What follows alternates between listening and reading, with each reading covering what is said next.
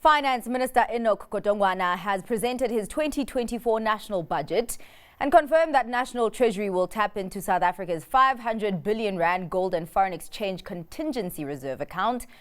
Government will access this account to the tune of 150 billion rand over the next 3 years. The account is administered by the Reserve Bank and contains unrealized profits or losses on the reserves that are incurred due to exchange rate fluctuations. Tapping the account will help South Africa rein in debt, make provision for public sector wage increases and keep the country's budget deficit at 4.9%.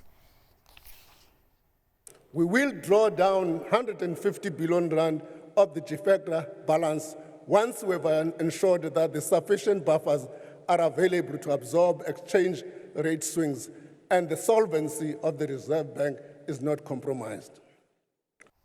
Taxes will also alleviate some of the immediate fiscal pressure government is feeling. Treasury has proposed tax increases totaling 15 billion rand for the 2024-25 fiscal year.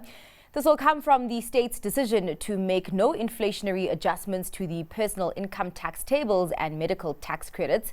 Consumers will also have to fork out more for their sins. A can of beer will cost 14 cents more, and the price of a bottle of wine will rise by 28 cents.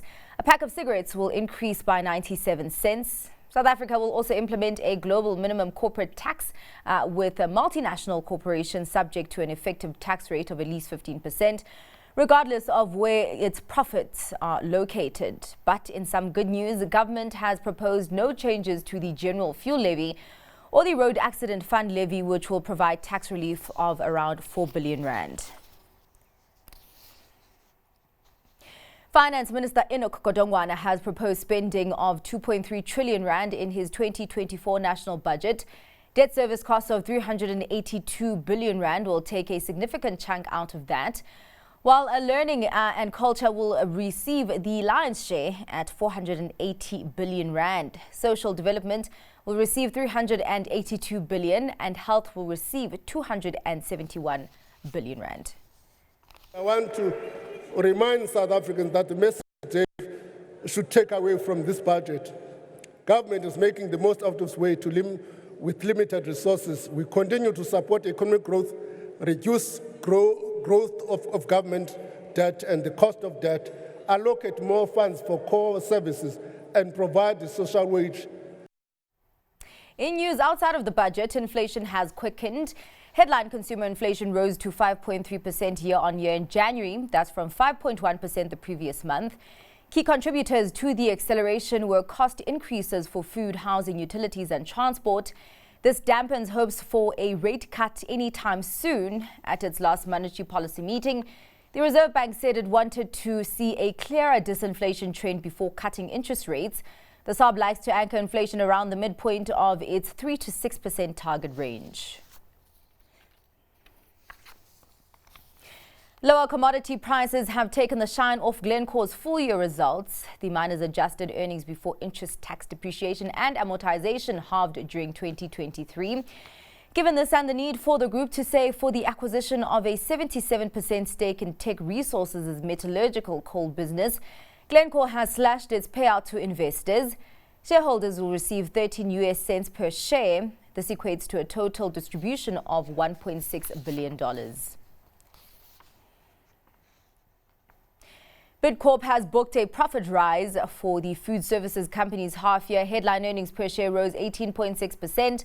This was supported by a strong performance from the firm's European division. That unit reported record levels for both revenue and trading profit during the period.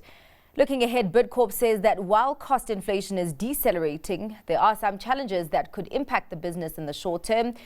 The biggest input being labor, which accounts for around 2/3 of the company's cost base. Sibanye-Stillwater has warned of a profit plunge. For the miners' full-year headline earnings per share are expected to be 91% lower. The decline is due to a sharp drop in platinum group metal prices. That, along with operational challenges in the US and South Africa, has also resulted in Sibanye recognizing impairments of 47 billion rand during the period. The firm will open its books on the 5th of March. SPAR has posted a 9.3% rise in turnover for the 20-week period to February the 16th.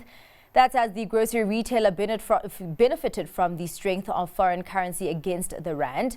The firm says this performance should be viewed against the backdrop of tough trading conditions in all markets as consumers face cost of living pressures. This weighed on its operations in Switzerland and Poland. SPAR intends to sell its Polish business and has stated that significant progress has been made on this front, even though negotiations are still in early stages.